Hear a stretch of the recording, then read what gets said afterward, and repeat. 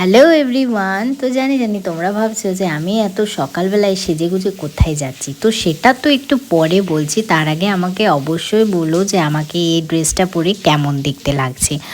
তো আমাকে এখন অনির্বাণ পৌঁছাতে যাচ্ছে, আর আমি কোথায় যাচ্ছি সেটা দাঁড়াও বলছি। তার আগে বলি আমরা কিন্তু বাসে চেপে পড়েছি, আর এখানে আমি আছি আর আমার সাথে মা আছে। তো আমরা দুজনে মিলে আজকে যাচ্ছি পুজোর বাজার করতে, কারণ এই 15ই আগস্ট কদিন আমরা ছুটি একটা পেয়ে গেছি। এই কদিন ধরে আমার ছুটি চলছে, তো তাই ভাবলাম এই টাইমে বাজারটা করে নিই, নাহলে আর সময় পাবো না।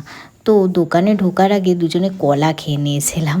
আসলে কি বলো তো, এখন কাপড় দোকানগুলো আগে খুলছে পুজোর জন্য, আর ফলের দোকানগুলো পরে। তো এই হচ্ছে ব্যাপার, ফলের দোকান তারপর খাবারের দোকান সব কিছু পরে খুলছে।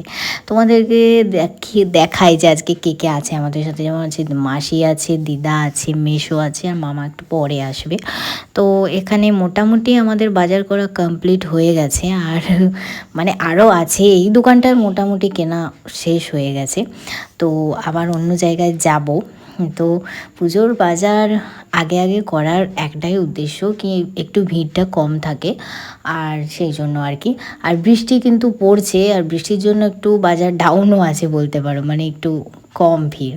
তো যাই হোক, লাঞ্চে আমরা আজকে নিয়েছিলাম কি দেখো, আর এত সুন্দরভাবে খেতে দিয়েছিল না, সেটা খুব ভালো লেগেছে। আমার সাথে পমফ্রেট ছিল, আর ওই সবজি ডাল যা থাকে আর কি।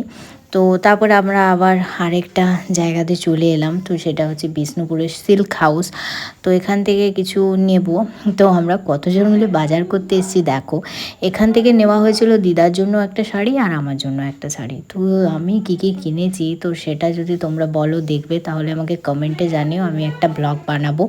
আর তোমাদের আজকে ভিডিওতে একটু নয়েজ আসতে পারে, আমি মামা বাড়িতে আছি, আর মানে আমি সেভাবে ভয়েস দিতে পারছি না, কারণ কি সবাই একসাথে থাকলে একটু চেঁচামেচি